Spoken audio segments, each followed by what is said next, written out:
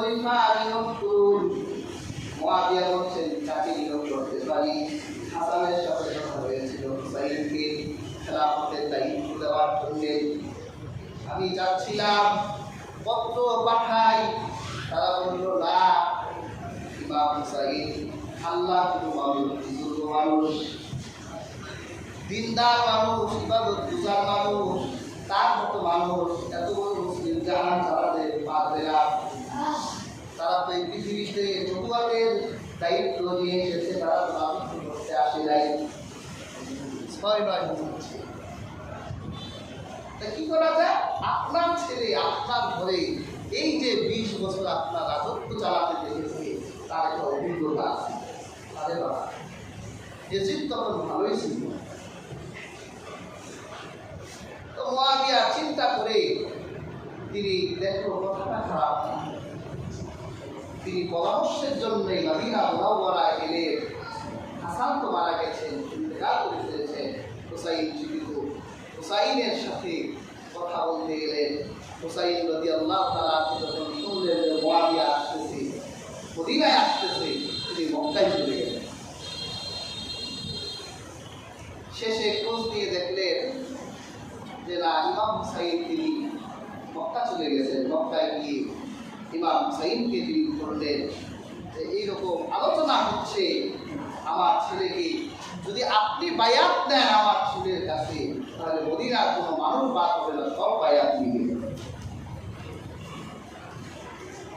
হযরত ইমাম হুসাইন বায়াত নিলেন না কেন? হযরত ইমাম হুসাইন তিনি এই জন্য বায়াত নেননি, কারণ ইমাম হুসাইন তিনি উপলব্ধি করলেন রাজতন্ত্রের দরজা খুলে যাবে। রাজার ছেলে যদি রাজা বানায় যায়, রাজতন্ত্রের দরজা খুলে যাবে। আমি চাই না খেলাফত বিলুপ্তি হয়ে রাজতন্ত্র এসে যায়। এই জন্য ইমাম হুসাইন বলল না, তার কাছে বায়াত নেওয়া যাবে না। এজিদের ওই সময় ফাসিকি কাজও প্রকাশ পাচ্ছিল। ইমাম হুসাইন জানতে পেরেছিলেন, এই জন্য ইমাম হুসাইন তার হাতে বায়াত দিবেন না। মুয়াবিয়া জোর করলেন না, তিনি চলে গেলেন।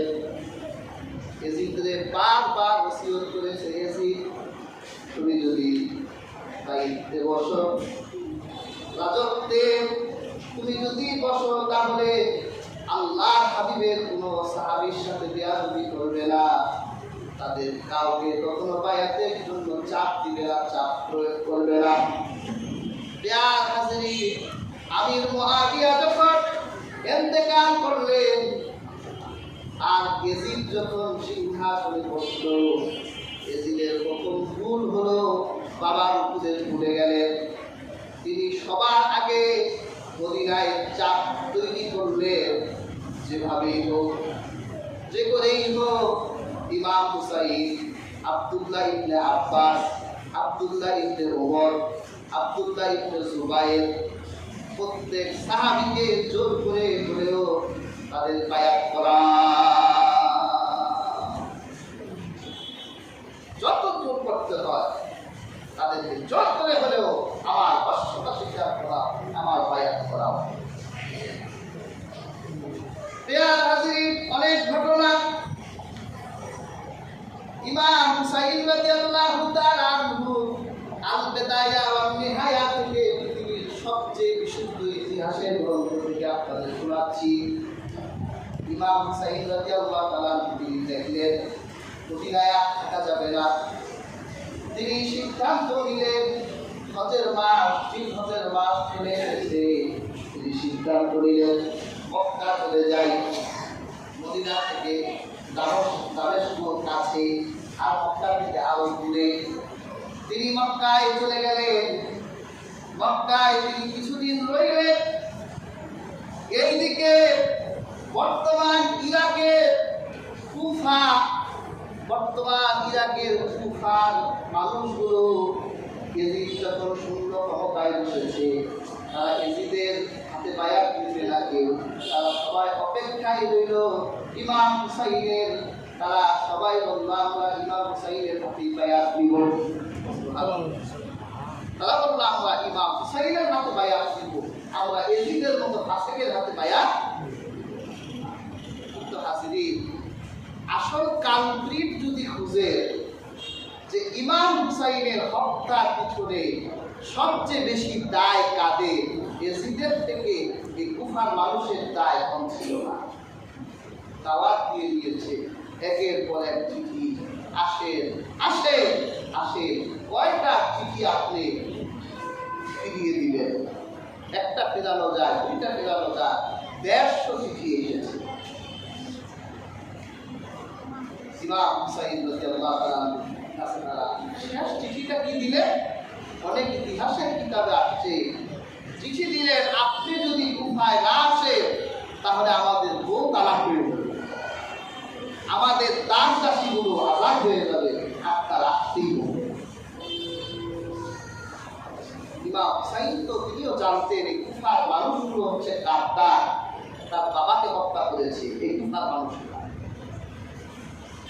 হযরত আলীকে হত্যা করেছে, তার ভাই হাসানকে হত্যা করেছে, এখন তিনি নিজে বাকি।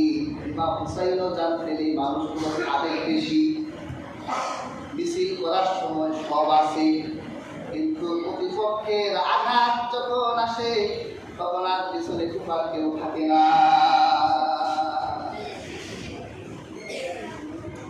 আজকে ১,৫০০ বছর পর দেখেন তো সেটাই কিন্তু সাদ্দাম হোসেনের মানল কারা, করাই মেরেছে, এই ইরাকের মানুষেরাই মেরেছে আমেরিকার সাথে সম্পর্ক। কোন দিন মানল? ঈদুল আজহার দিন তাকে মারা হয়েছে। এদের মধ্য থেকে কুফা এখনো কাটে নাই। আমরা বলি না কুফা লোকটা, এই কুফাদের দেখি আমরা কুফা লোক। ইমাম হুসাইন রাদিয়াল্লাহু তাআলা তিনি ১৫০ চিঠি পাওয়ার পর সত্যের জন্য তার চাচাতো ভাই মুসলিম বিন আকিলকে পাঠালেন, তুমি গিয়ে আগে দেখো অবস্থা কেমন। মুসলিম বিন আকিল তিনি যখন কুফাতে গেলেন, হামি ইবনে উরওয়া নামের একজনের ঘরে উঠলেন। সবাই তো উঠাবে না, কারণ এজিদের তথ্য ওই দেশেও আছে, উঠাইতে গেলে অনেক রিস্ক নিয়ে উঠতে হয়। হামি বিন উরওয়া তার ঘরে মুসলিম বিন আকিলকে জায়গা দিলেন যে দেখে যদি বিপদ আসে তাহলে আগে আমি আপনার জন্য আমার জীবনটা দিই। এই খবর যখন এজিদের কাছে গেল যে মুসলিম বিন আকিল আহলে বাইতের এক সন্তান কুফায় ঢুকে গেছে, ওই সময়ে কুফার শাসক ছিলেন আল্লাহর হাবিবের সাহাবী হযরত নোমান ইবনে বাশীর রাদিয়াল্লাহু তাআলা, খুব নরম মানুষ ছিলেন। তিনি আর কিছু বলতেন না। ১২,০০০ লোক একদিনে বায়াত হয়ে গেছে। মানুষরা নোমান বিন বাশীরকে বলে, আপনি কিসের রাজা হয়েছেন? আপনার সামনে মুসলিম বিন আকিল মানুষকে বায়াত করছে, আপনি কিছুই বলছেন না। তখন নোমান বিন বাশীর কিছুই বলে নাই, দেখো আমি আহলে বাইতকে কষ্ট দিয়ে আল্লাহর আদালতে আসামি হতে চাই না। এই যে তো ঘটনা নেই, নোমান বিন বাশীরকে সাথে সাথে বহিষ্কার করলেন যে নোমান বিন বাশীর থাকলে ইমাম হুসাইন এসে জায়গা পেয়ে যাবে। কারে দেওয়া যায়? সবচেয়ে খাতারনাক শয়তান যেটা, সব প্রদেশের মধ্যে শয়তান থাকে না, সবচেয়ে শয়তান ছিল উবাইদুল্লাহ বিন জিয়াদ। ওর হৃদয়ে কোনো মায়া দয়া ছিল না, আহলে বাইতের প্রতি কোনো ভালোবাসা ছিল না। পরে চিঠি দেখলো, তুমি বস্তারও রাজা, তোমাকে কুফারও গভর্নর বানানো হলো, তুমি দ্রুত যাও, নোমান বিন বাশীরকে অপসারণ করে মুসলিম বিন আকিলকে শায়েস্তা করো। মুসলিম বিন আকিল যখন ১২,০০০ লোক তার হাতে এক রাতে বায়াত নিয়েছেন, তিনি ইমাম হুসাইনের কাছে একটা চিঠি লিখে ফেলেছেন যে অবস্থা ভালো, আপনি আসতে পারেন। বেয়ার হাজিরিন, উবাইদুল্লাহ বিন জিয়াদ পাগড়ি পরেছেন। এরপর তার মুখ থেকে তিনি যখন দরবেশের বেশ নিয়ে উঠাসন হয়েছে, সবাই খুশি হয়ে গেছে, পূজাই এসেছে। আর উবাইদুল্লাহ বিন জিয়াদ দেখে লাফালাফি করে কে তিনি ওই পাখির আড়াল থেকে লোকগুলোকে চিনতে লাগলেন। কারা বেশি লাফালাফি করে, এদের লাফালাফি বন্ধ করতে হবে। প্যার হাজির, উবাইদুল্লাহ বিন জিয়াদ মসনদে বসে সবার আগে হানি বিন উরওয়ারে ধরলেন। তো সাহস কত বড়!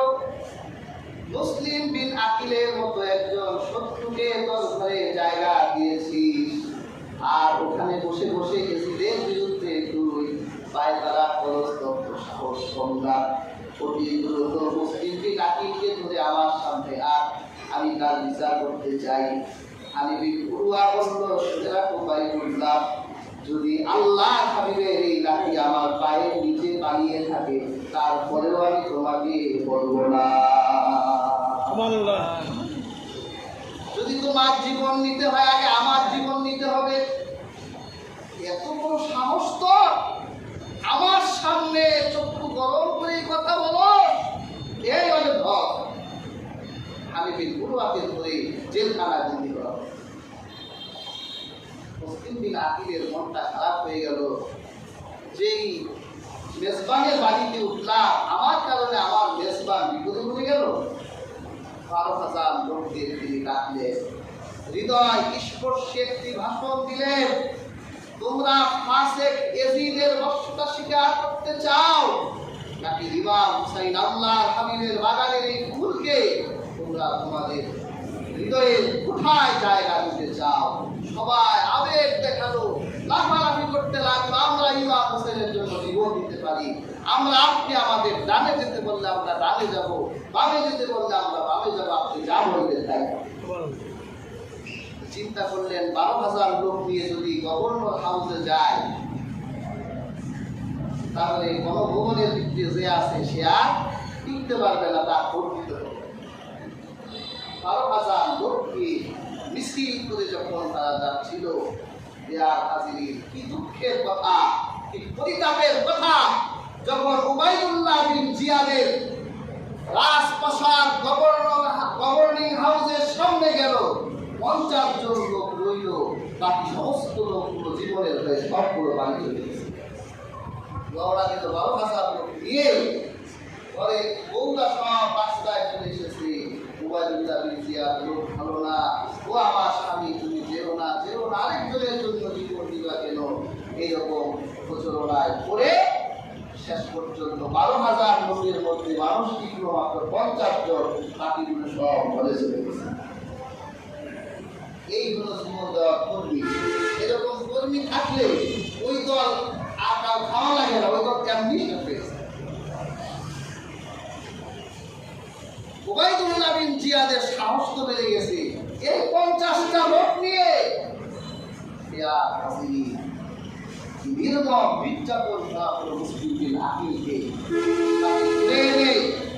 তাকে এত নির্মম ভাবে তার পিপাসা লেগেছিল, মৃত্যুর আগে তার শরীর থেকে রক্ত ঝরছে। মৃত্যুর আগে উবাইদুল্লাহ বিন জিয়াদকে বলেছিল, আমাকে 1 গ্লাস পানি দাও, আমি পিপাসা আমার বুক থেকে যাচ্ছে। ওরা রসিকতা করলো আল্লাহ হাবিবের এই নাতির সাথে। ওরা রসিকতা করে কিছু একটা গ্লাসে কিছু পানি আর রক্ত মিশিয়ে শরবত বানায়া বলে, না এই পানি খা। উবাইদুল্লাহ বিন জিয়াদ আর ইয়াজিদের সাথে দুশমনি করলে এই পানি ছাড়া অন্য কোনো পানি করা খুঁজে পাবে না। মৃত্যু লাগে তিনি অনুমতি চাইলে, আমাকে একটা চিঠি লেখার অনুমতি দাও। আমি তো এই তুফার মানুষের আবেগ দেখে আমার চাচাতো ভাই ইমাম হুসাইনকে এই দেশে আসার জন্য আমি চিঠি লিখে দিয়েছিলাম।